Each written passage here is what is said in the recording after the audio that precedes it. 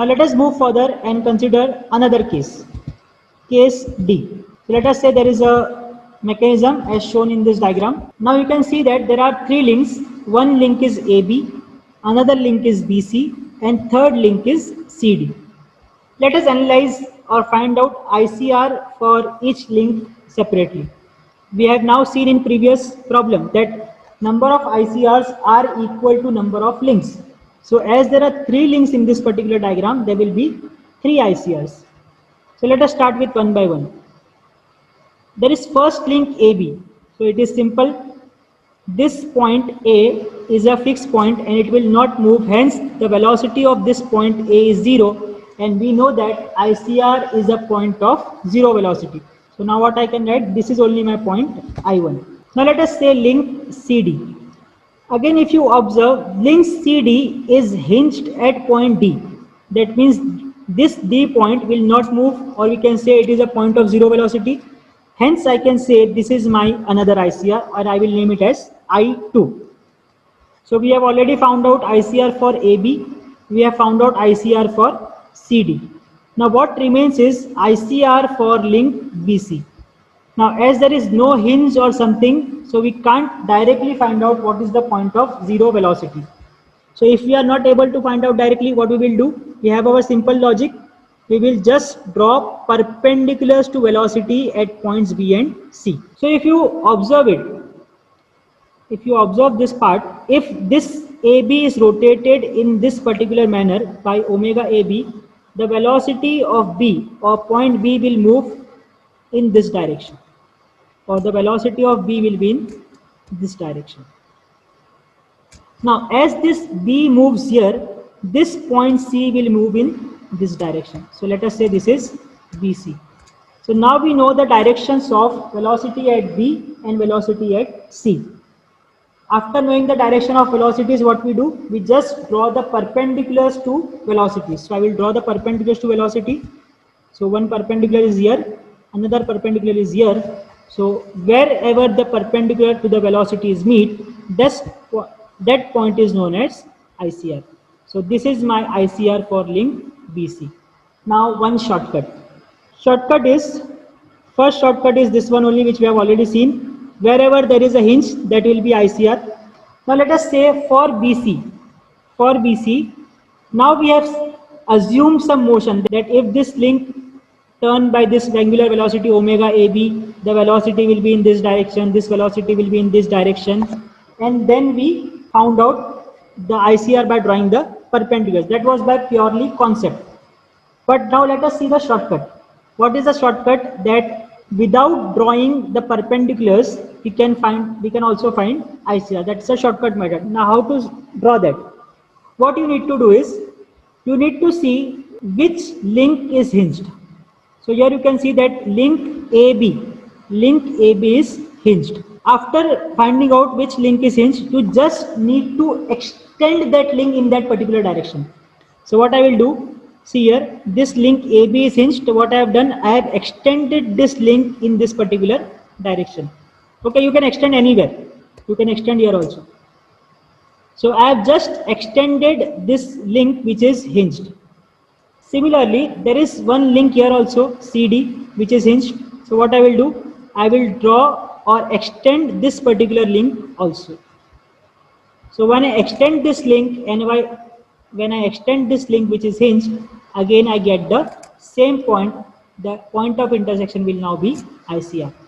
So this is a shortcut. If you are not able to find out the direction of velocities, or you are not able to find out or draw the perpendicular to the velocities, what you need to do in simple terms, just to extend the link which are hinged, and wherever they meet, that will be your ICR. Hope you have understood this logic. Now let us say I want to find out velocity at point B. Now point B is at two particular links.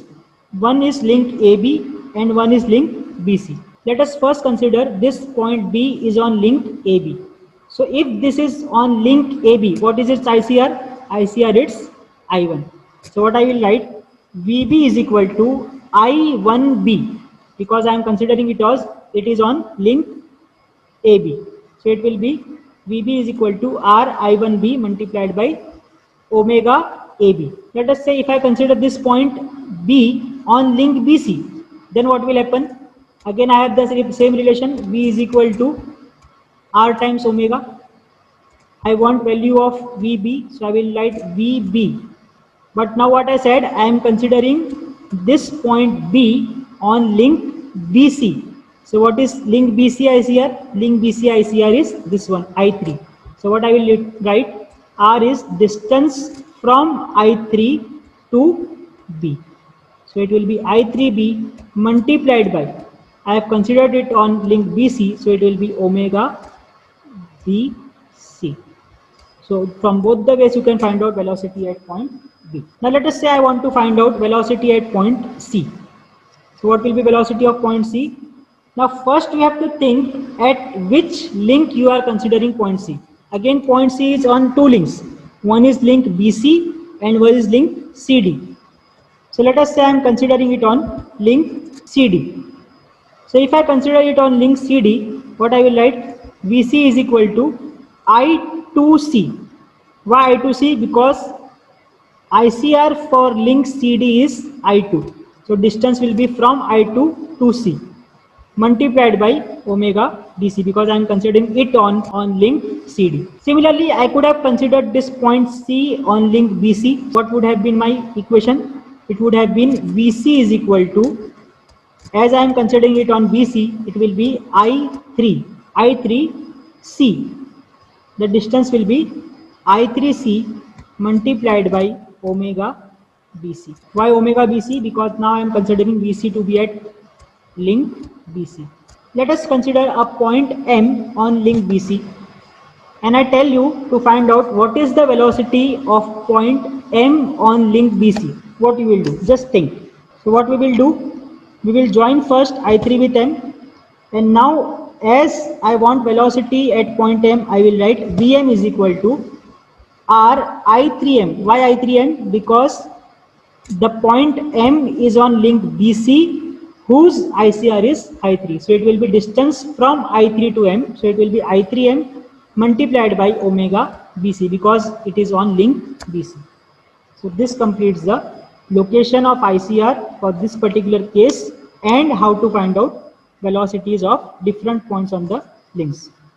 And we have also seen, as there are 3 number of links, the number of ICRs are also 3. Hope we have understood this particular logic. Let us consider a case in which there is a body which is in between two moving parallel plates and the velocities of both the plates are in same direction. Now, let us say VA is equal to 5 meter per second, or the upper plate is moving with 5 meter per second and this lower plate is moving with, let us say, 3 meter per second. Now, because of the difference in velocities of plate A and plate B, what will happen? This particular body or this particular wheel will perform rotational motion about point C and also translation motion along horizontal direction. But what we need? We need to find out what will be the ICR for this particular case. Again, nothing new. What we need to do? We just need to draw perpendiculars from the velocity at that particular point. So this is VA in this direction. So let us consider this point which is moving in this direction. So the perpendicular to this will be like this. And similarly, if I consider this point, let me change the color. The perpendicular will be like this. So I have drawn perpendicular from both the points on the velocities, but I didn't get the ICR. So it is observed that for this particular cases, when the velocities are in the same direction, the ICR of this particular case lies outside the body on the extension of the diameter. So just remember this, for the body which is in between two moving parallel plates with the velocities in same direction, ICR lies on the diameter outside the body. And how much outside it is from the body, this we can calculate by the values of velocity which are given, and this we will also solve in the problems later. Now let us consider another case. Here we have considered that the velocities of both the bodies are in same direction. Now let us consider a case where the velocities are in opposite direction. So again there is the same figure, but now what happens, the velocity of plate A is in towards right side and velocity B is towards left side. Again, because of difference in velocities, it will perform rotational as well as translation motion. Now what we need to do, again at point A, what I will do, I will draw a perpendicular from this point velocity, and I will from point B, which is this one, again I will draw one perpendicular to the velocity. Again we cannot find out a point which is the ICR, but it is certain that it will lie anywhere on this particular line only. So it is said that the ICR for a body which is in between two parallel plates having velocities opposite direction, the ICR always lie on the diameter and inside the body. So ICR can be anywhere on the diameter inside the body, and the location can be found out by the values of velocity which will be given. So just to summarize, for the body moving in between two parallel plates having same velocity direction, ICR lies on the diameter line and outside the body, while if the velocities of the plates are in opposite direction, ICR lies on the diameter line but inside the body. So with this we have completed instantaneous center of rotation, that is how to locate it, how to find out the velocities, etc. Before going to the problems, you must have observed everywhere I have used the relation V is equal to R omega, where I have told that R is distance from center of rotation to that particular point. Let us say point M, so it is distance from I to M. If it is point N, so it will be I to N, etc. So how you will calculate this distance? So there are two basic rules which can help you to find out what is the distance of that particular point from ICR. And the first rule of that is the sine rule, which you have already also studied in your lower classes. Let us consider there is a triangle ABC making angle theta 1, theta 2 and theta 3 respectively at points A, B and C. Okay, what the sine rule says? Sine rule is this one. AB divided by sine theta 2 will be equal to BC upon sine theta 3 will be equal to AC upon sine theta 1. It's quite simple. What you need to do, you need to just name the side. Let us say I am using side AB. So this is side AB, this one side AB. So you just need to see what is the angle which is opposite to this side. So if you can observe, the opposite angle to this side AB is theta 2. So what I will write there, side that is AB divided by sine of theta 2, which is the angle, opposite angle, will be equal to, let us now consider another side. Another side, let us say it is BC. So if the side is BC, what is the opposite angle? Opposite angle will be theta 3. So what I will write, BC divided by sine of theta 3. And this will be equal to, the third side is AC. So if this is the side AC, the angle will be, opposite angle will be theta 1. So it will be AC divided by sine of theta 1 will be equal. If I tell in the statement part, it is, what is sine rule? It is the ratio of side divided by sine of opposite angle. That's it. Okay, and just a hint where to use sine rule. So sine rule will be used when all three values or all three angles will be given, or we can find out all the three angles and at least one side of the triangle is given. So when we can find out three angles of the triangle and one side, you can apply sine rule. Now what if the case where we cannot find the three angles? So for that cases we have another rule, that is cos rule or cosine rule. Again there is the same triangle ABC making angles theta 1, theta 2, theta 3 respectively. Now what cosine rule says? Cosine rule says the side A square, Let us say if I want to find out side A, the value of side A, it will be A square is equal to the remaining two side square. So it will be B square plus C square. Okay.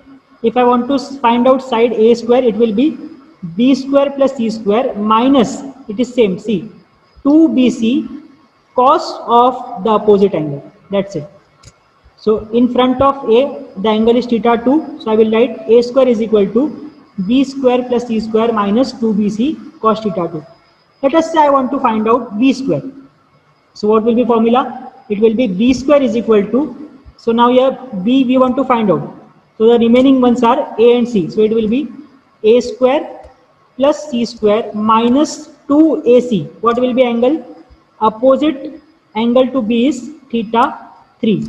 So it will be cos of theta 3.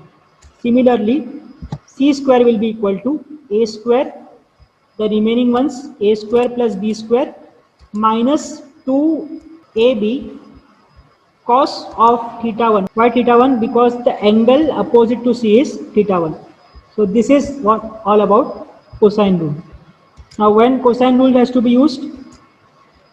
Cosine rule has to be used when there is one angle, at least one angle which is given and two sides are given. So sine rule was when all the three angles and one side is given, and cosine rule is when one angle and two sides are given. Then we can use cosine rule. So with this we have completed the entire theoretical part of the topic, that is kinematics of rigid bodies, in which we will use a popular method known as instantaneous center of rotation method, also known as ICR method. So from next class onwards we will start applying this logic or concept to the various problems. Thank you.